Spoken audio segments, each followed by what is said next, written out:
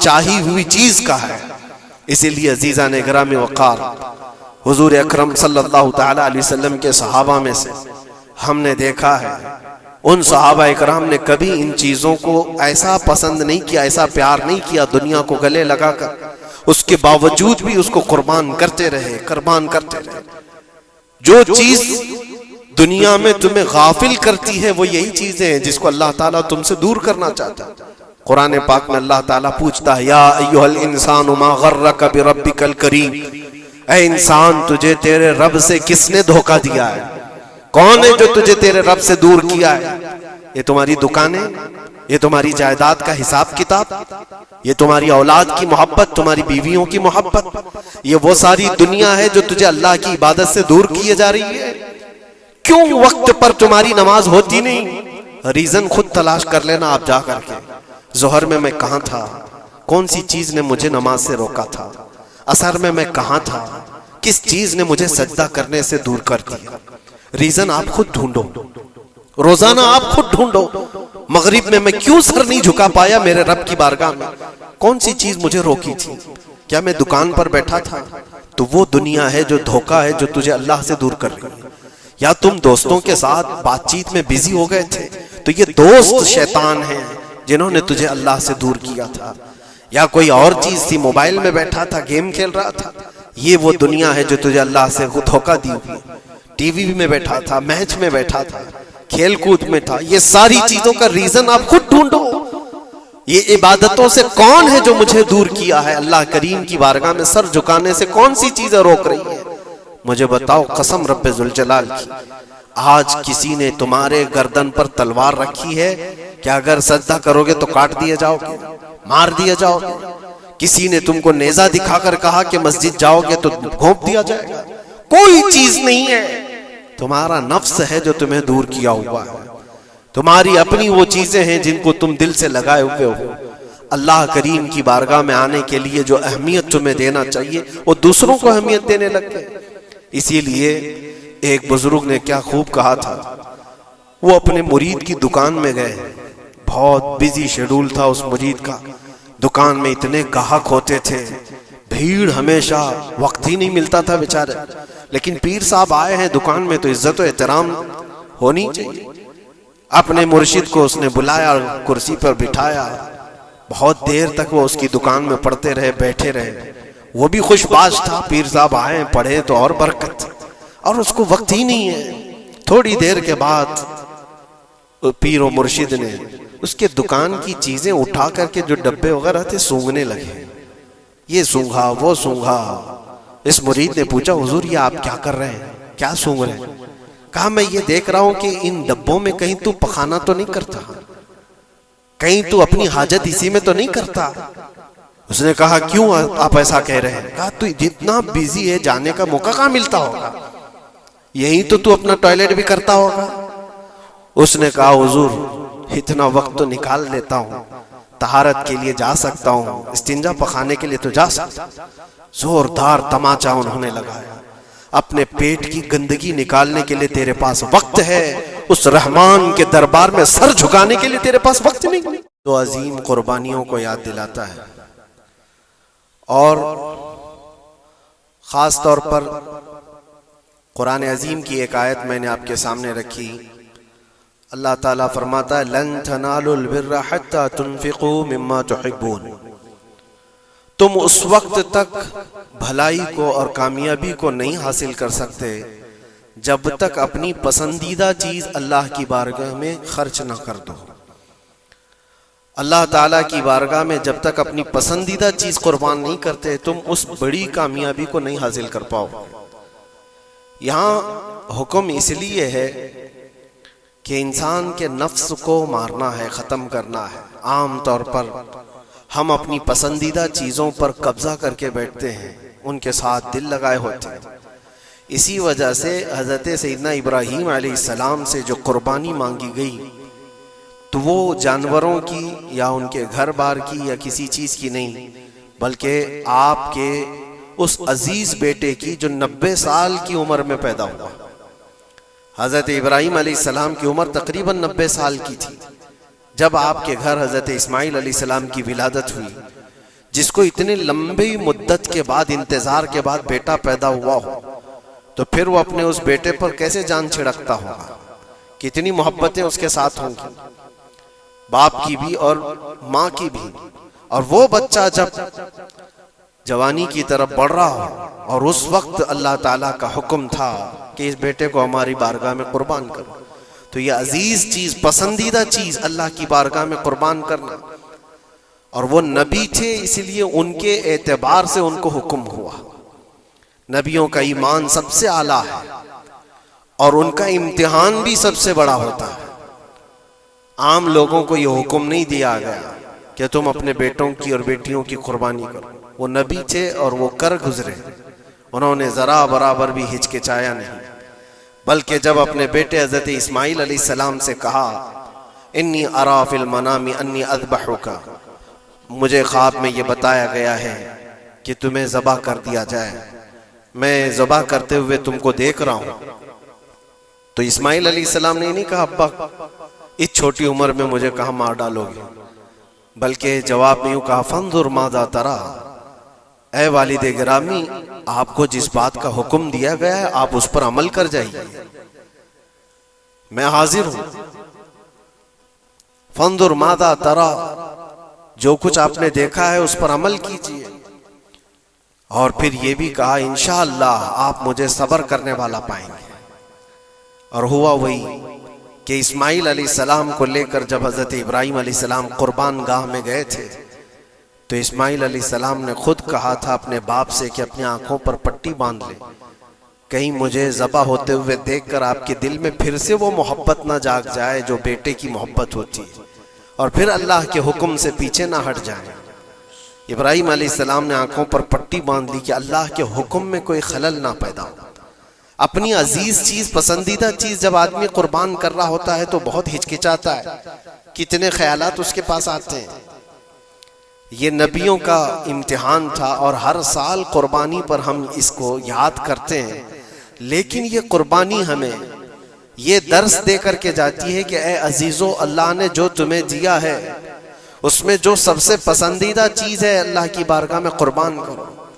ہر ایک کی الگ الگ چیزیں ہوتی ہیں پسندیدہ، پتہ نہیں کس کے ہاں کون سی چیز عزیز ہے، لیکن کچھ چیزیں کامن ہیں۔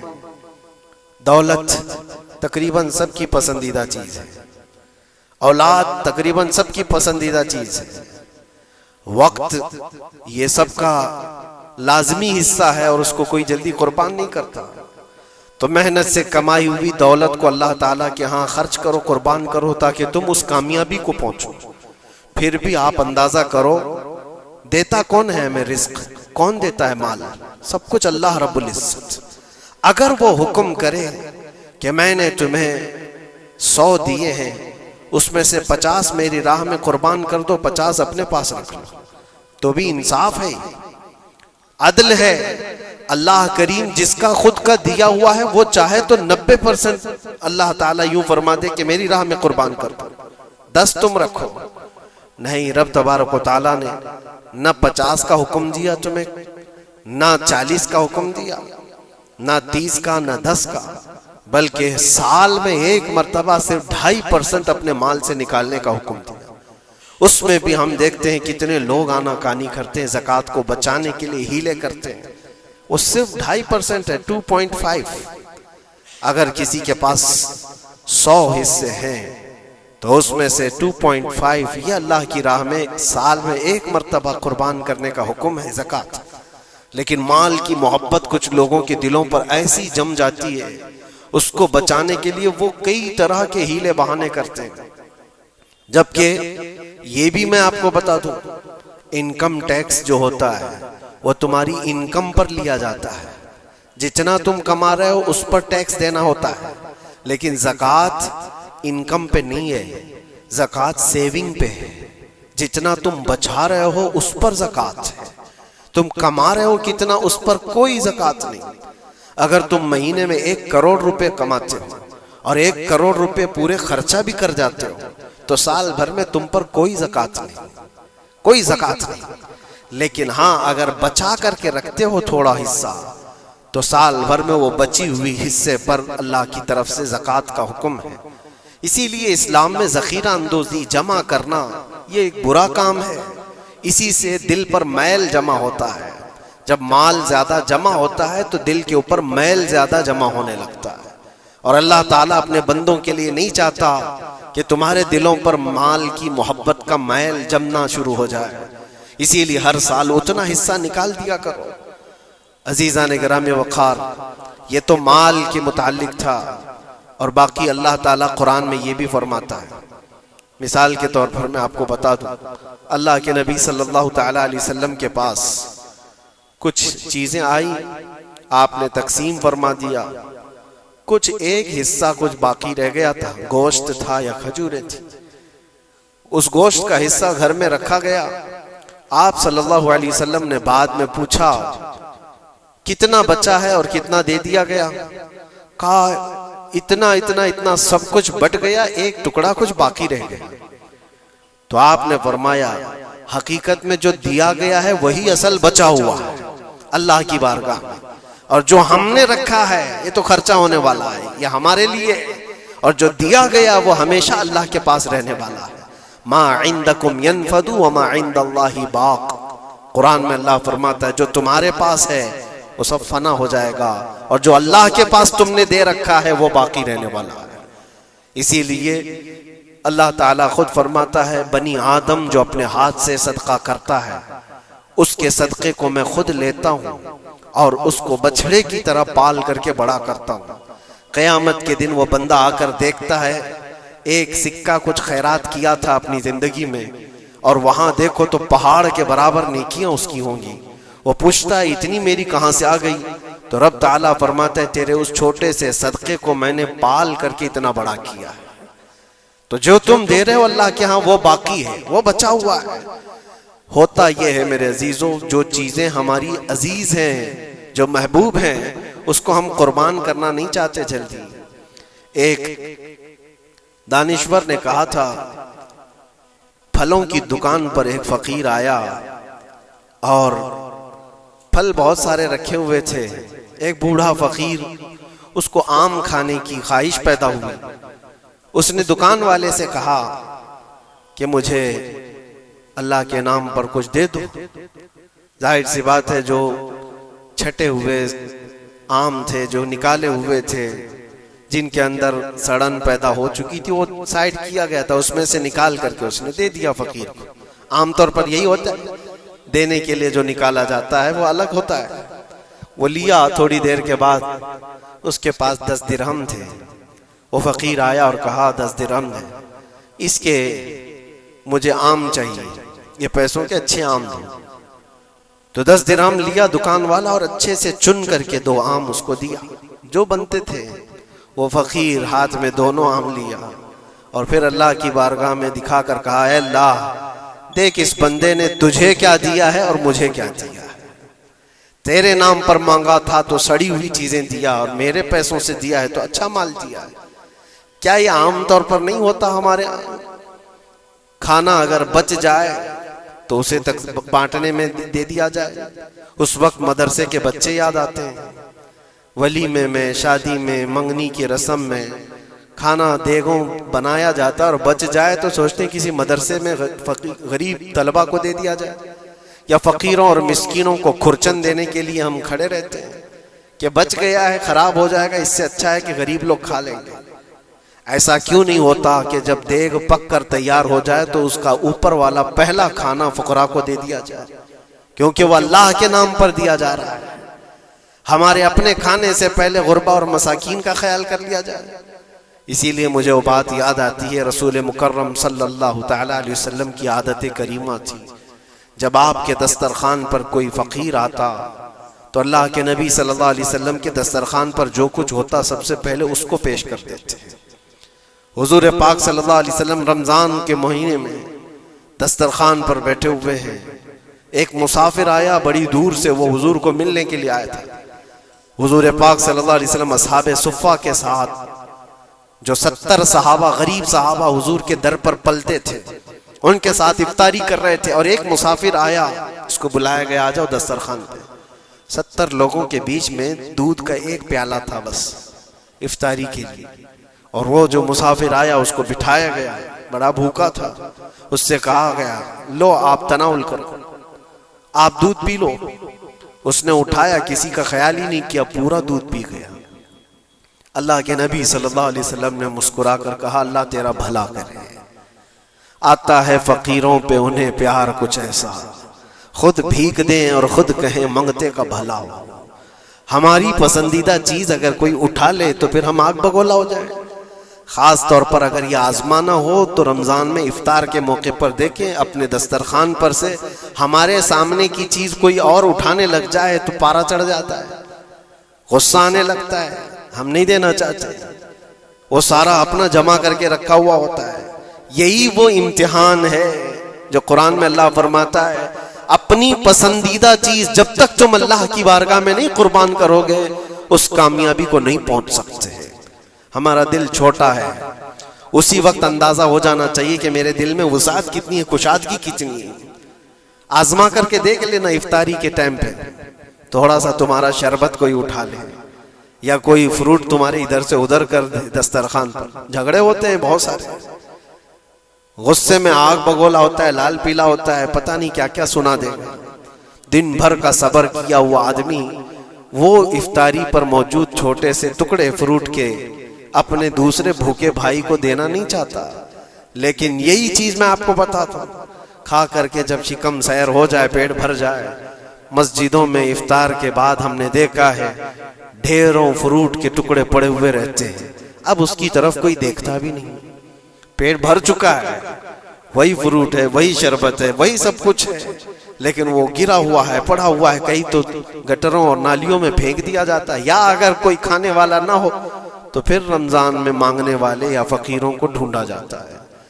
اپنا پیٹ بھر جانے کے بعد پھر فقیروں کو ڈھونڈنا، یہ وہ امتحان نہیں ہے جو ابراہیم علیہ السلام نے دیا تھا۔ ہاں، اللہ کے نبی صلی اللہ تعالی علیہ وسلم کے جو اخلاق تھے وہ صحابہ میں بھی تھے، صحابہ کرام رضوان اللہ تعالی علیہ مجمعین کی وہ باتیں میں آپ کو بتاؤں۔ حضور پاک صلی اللہ علیہ وسلم کی بارگاہ میں ایک مہمان آتا ہے رات کے وقت، اور حضور صلی اللہ علیہ وسلم اپنے صحابہ میں فرماتے ہیں ہے کوئی جو میرے مہمان کی مہمان نوازی کرے اللہ اسے جنت سے کھانا کھلائے۔ صحابہ تو ظاہر سی بات ہے ہر نیکی کو بڑھ چڑھ کر کے لیتے تھے۔ ایک صحابی تھے حضرت طلحہ رضی اللہ تعالیٰ عنہ، انہوں نے کچھ دیکھا ہی نہیں گھر میں ہے کہ نہیں ہے، فوراً کہا یا رسول اللہ اس مہمان کو میں لے جاتا ہوں۔ حضور پاک صلی اللہ علیہ وسلم سے درخواست کی اور لے کر کے گھر آ گئے۔ پتہ چلا بیوی کو نے کہا پہلے تو ہمارا خود کا ہی کھانا نہیں ہے، آپ مہمان بھی لے آئے۔ صحابی رسول نے اپنی بیگم سے پوچھا کتنا ہے، کہا ایک آدمی صرف کھا سکتا ہے۔ اور گھر میں کتنے لوگ ہیں؟ شوہر، بیوی اور ایک چھوٹا بیٹا، اب ایک مہمان آیا ہوا ہے۔ صحابی رسول نے اپنی اس فکر کا اظہار کیا بیگم سے کہ اب کیا ہوگا، ایک آدمی کھا سکتا ہے اور 4 لوگ یہاں موجود ہیں۔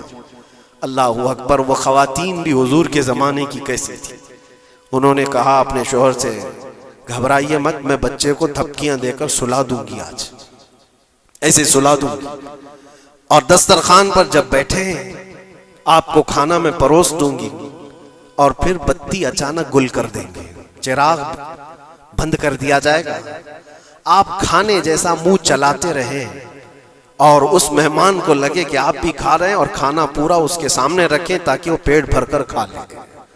ایک آدمی کے کھانے کے لیے یہ ہیلا کیا جا رہا ہے، خود بھی بھوکے ہیں۔ ایسے ہی ہوا، دسترخوان بچھا اور صحابی رسول نے کھانے کا برتن ان کے سامنے پیش کیا اور اچانک چراغ کو بجھا دیا گیا، اندھیرا ہے۔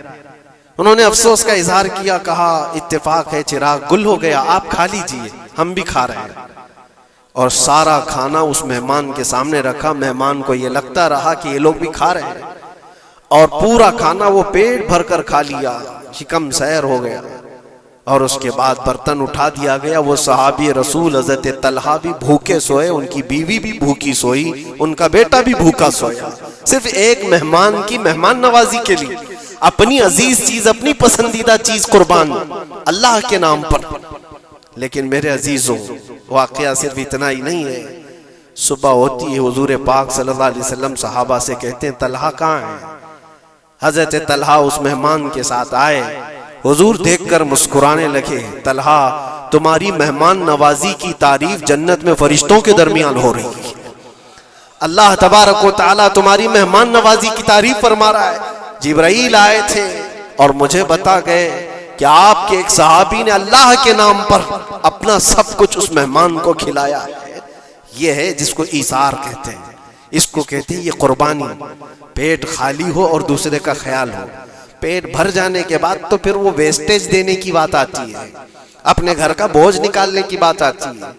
اچھی چیز جب اللہ کریم کی بارگاہ میں دے دیا جائے تو وہی قرآن میں اللہ نے فرمایا لن تنالوا البر حتى تنفقوا مما تحبون، تم اس وقت تک اس کامیابی کو نہیں پہنچ سکتے جب تک کہ اپنی پسندیدہ چیز اللہ کی بارگاہ میں قربان نہیں کرتے۔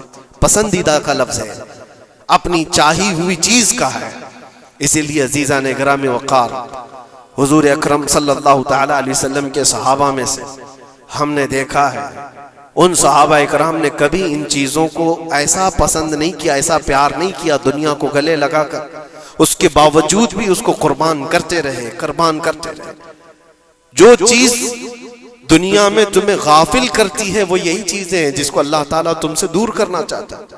قرآن پاک میں اللہ تعالیٰ پوچھتا ہے یا ایھا الانسان ما غرک بربک الکریم، اے انسان تجھے تیرے رب سے کس نے دھوکہ دیا ہے؟ کون ہے جو تجھے تیرے رب سے دور کیا ہے؟ یہ تمہاری دکانیں، یہ تمہاری جائیداد کا حساب کتاب، یہ تمہاری اولاد کی محبت، تمہاری بیویوں کی محبت، یہ وہ ساری دنیا ہے جو تجھے اللہ کی عبادت سے دور کیے جا رہی ہے۔ کیوں وقت پر تمہاری نماز ہوتی نہیں؟ ریزن خود تلاش کر لینا آپ جا کر کے۔ ظہر میں کہاں تھا؟ کون سی چیز نے مجھے نماز سے روکا تھا؟ عصر میں کہاں تھا؟ کس چیز نے مجھے سجدہ کرنے سے دور کر دیا؟ ریزن آپ خود ڈھونڈو، روزانہ آپ خود ڈھونڈو۔ مغرب میں کیوں سر نہیں جھکا پایا میرے رب کی بارگاہ میں؟ کون سی چیز مجھے روکی تھی؟ کیا میں دکان پر بیٹھا تھا؟ تو وہ دنیا ہے جو دھوکہ ہے جو تجھے اللہ سے دور کر رہی ہے۔ یا تم دوستوں کے ساتھ بات چیت میں بیزی ہو گئے تھے تو یہ دوست شیطان ہیں جنہوں نے تجھے اللہ سے دور کیا تھا۔ یا کوئی اور چیز تھی، موبائل میں بیٹھا تھا، گیم کھیل رہا تھا، یہ وہ دنیا ہے جو تجھے اللہ سے دھوکہ دی ہوئی۔ ٹی وی میں بیٹھا تھا، میچ میں بیٹھا تھا، کھیل کود میں تھا، یہ ساری چیزوں کا ریزن آپ خود ڈھونڈو۔ یہ عبادتوں سے کون ہے جو مجھے دور کیا ہے؟ اللہ کریم کی بارگاہ میں سر جھکانے سے کون سی چیزیں روک رہی ہیں؟ مجھے بتاؤ قسم رب ذوالجلال کی، آج کسی نے تمہارے گردن پر تلوار رکھی ہے کہ اگر سجدہ کرو گے تو کاٹ دیے جاؤ گے، مار دیے جاؤ گے؟ کسی نے تم کو نیزہ دکھا کر کہا کہ مسجد جاؤ گے تو گھونپ دیا جائے گا؟ کوئی چیز نہیں ہے، تمہارا نفس ہے جو تمہیں دور کیا ہوا ہے۔ تمہاری اپنی وہ چیزیں ہیں جن کو تم دل سے لگائے ہوئے ہو۔ اللہ کریم کی بارگاہ میں آنے کے لیے جو اہمیت تمہیں دینا چاہیے وہ دوسروں کو اہمیت دینے لگ گئے۔ اسی لیے ایک بزرگ نے کیا خوب کہا تھا، وہ اپنے مرید کی دکان میں گئے، بہت بیزی شیڈول تھا اس مرید کا، دکان میں اتنے گاہک ہوتے تھے، بھیڑ ہمیشہ، وقت ہی نہیں ملتا تھا بیچارے، لیکن پیر صاحب آئے ہیں دکان میں تو عزت و احترام ہونی چاہیے۔ اپنے مرشد کو اس نے بلایا اور کرسی پر بٹھایا، بہت دیر تک وہ اس کی دکان میں پڑھتے رہے، بیٹھے رہے۔ وہ بھی خوش باش تھا، پیر صاحب آئے پڑھے تو اور برکت، اور اس کو وقت ہی نہیں ہے۔ تھوڑی دیر کے بعد پیر و مرشد نے اس کے دکان کی چیزیں اٹھا کر کے جو ڈبے وغیرہ تھے سونگنے لگے، یہ سونگا وہ سونگا۔ اس مرید نے پوچھا حضور یہ آپ کیا کر رہے ہیں، کیا سونگ رہے ہیں؟ کہا میں یہ دیکھ رہا ہوں کہ ان ڈبوں میں کہیں تو پخانہ تو نہیں کرتا، کہیں تو اپنی حاجت اسی میں تو نہیں کرتا۔ اس نے کہا کیوں آپ ایسا کہہ رہے ہیں؟ کہا تو جتنا بیزی ہے جانے کا موقع کہاں ملتا ہوگا، یہیں تو اپنا ٹوائلٹ بھی کرتا ہوگا۔ اس نے کہا حضور اتنا وقت تو نکال لیتا ہوں، طہارت کے لیے جا سکتا ہوں، استنجا پخانے کے لیے تو جا سکتا ہوں۔ زوردار تماچا انہوں نے لگایا، اپنے پیٹ کی گندگی نکالنے کے لیے تیرے پاس وقت ہے، اس رحمان کے دربار میں سر جھکانے کے لیے تیرے پاس وقت نہیں، تو نے کس چیز پر اپنا دل لگا رکھا ہے؟ یہ تھی ان کی تربیت۔ حقیقت ہے میرے عزیزوں، ہم اگر ریزن ڈھونڈیں تو چھوٹی چھوٹی چیزوں کے لیے ہم اپنا وقت بھی دیتے ہیں، پیسے بھی دیتے ہیں، لیکن اللہ کریم کے ساتھ تمہارا کیا سلوک ہے؟ یہ حدیث سنا کر میں بس ختم کرتا ہوں. اللہ کریم خود فرماتا ہے، یہ حدیث قدسی ہے. حدیث قدسی اس کو کہتے ہیں فرمان اللہ کا ہے، زبان رسول اللہ کی. اللہ فرماتا ہے انا عند ظن عبدی بی، بندہ میرے متعلق جیسا گمان کرتا ہے میں اس کے ساتھ ویسا سلوک کرتا ہوں. تم اللہ کریم کے لیے کیا مقام رکھتے ہو اپنے دل میں؟ اللہ کی بارگاہ میں آتے ہو تو کس طرح؟ اسی لیے حضرت رابعہ بصریہ رضی اللہ تعالیٰ عنہا کو ہم نے سنا ہے کہ جب وہ نماز کے لیے جاتی تو دلہن کی طرح سج کے جاتی تھی، پورے تیار ہو کر. پوچھا ان سے کسی نے تو وہ کہتی تھی میں چاہتی ہوں کہ اللہ نے جتنی نعمتیں مجھے دی ہیں اس بادشاہ کو نہ دکھاؤں تو پھر کس کو دکھاؤں؟ اس بادشاہ کی بارگاہ میں جا رہی. دنیا والے سیٹھوں کے سامنے جانے کے لیے سجتے سورتے ہیں، میں خلاق العالمین کی بارگاہ میں جانے کے لیے سجتی ہوں. اور ہمارا کیا مزاج ہے؟ ہم نے دیکھا ہے مسجد میں آنے کا انداز کس کا کیسا ہے. تم بادشاہ دو جہاں کے دربار میں آ رہے ہو تو کس انداز سے آنا چاہیے؟ یہ ساری چیزیں آپ ذہن میں رکھو. اللہ کریم کے لیے تمہارے دل میں کیا مقام ہے؟ ظاہر سی بات ہے تمہیں آج بھی اپنے پیٹ کی غلاظت نکالنی ہو کہیں راستے پر تو شوچالیہ ڈھونڈتے ہیں اور پیسے دے کر کے جاتے ہیں. مسجد کی کیا کیا چیزیں مفت میں استعمال کرتے ہیں. کبھی اس کا خیال آتا ہے کہ ہم یہاں کی اے سی، یہاں کے پنکھے، یہاں کے قالین، یہاں کا پانی سب کچھ استعمال کرتے ہیں، لیکن مسجد میں جو ڈبہ گھومتا رہتا ہے تو لوگوں کو ایسا لگتا ہے کہ یہ تو صدر سیکریٹری کے لیے گھومتا ہے، یہ کمیٹی کے لیے جاتا ہو. آپ اس وہم و گمان سے نکل جاؤ. اللہ کی بارگاہ میں 1 روپیہ بھی جو دیا جاتا ہے وہ شمار ہوتا ہے دنیا بھر کے تمام دولتوں سے زیادہ عزیز اللہ کی بارگاہ میں وہ پیسہ ہے جو یہاں صفوں میں آپ نے اللہ کے نام پر دیا ہوا. اپنی عادت رکھو کہ مسجد کے لیے ہمارے دل میں کیا احترام ہے. دوسری دنیاوی کسی بھی چیز کو دیکھنے کے لیے ٹکٹ دیتے ہیں، وہاں چھوٹی موٹی چیزوں کو خرچ کرنے کے لیے ہم بے پناہ پیسے خرچہ کرتے ہیں. پان میں، بیڑی میں، سگریٹ میں، تھوکنے میں کتنے پیسے برباد کیے جاتے ہیں. اللہ تبارک و تعالیٰ کے نام پر جب بات آتی ہے تو کیوں دل پر یہ بوجھ ہوتا ہے؟ یہ علامت ہے کہ دل جب کالا ہو جائے اور رب تعالیٰ سے بندہ دور ہو جائے تو اللہ کی بارگاہ میں دینے سے وہ کترانے لگتا ہے. اپنے دل کا علاج کرو اور اللہ کی بارگاہ میں یہ دعا کرو کہ مولا مجھ پر میرے نفس کو غالب ہونے سے بچا لے اور میرے دل کو پاک کر کے تیری دربار میں ہمیشہ جھکنے والا دل بنا دے. یہ دعا کرو کہ رب تبارک و تعالی مرنے سے پہلے ہمارے دلوں کو پاک و صاف فرمائے اور خالص اس کی رضا کے لیے ہمیں ہماری عزیز چیزوں کو قربان کرنے کا اللہ تبارک و تعالی ہمیں موقع عطا فرمائے.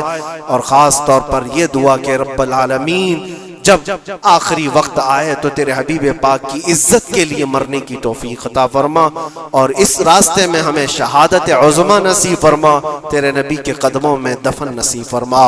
وآخر دعوانا الحمدللہ رب العالمین. السلام.